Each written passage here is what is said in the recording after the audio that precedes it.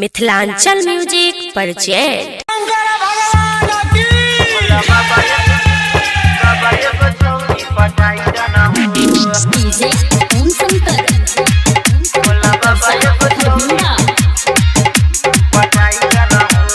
Singing by Manish Sahni.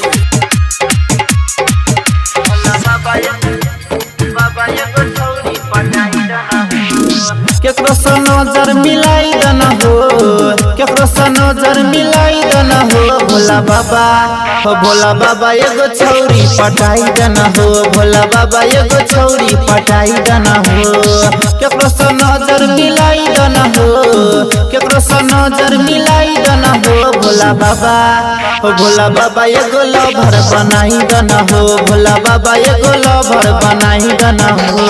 Presented by Mithilanchal music.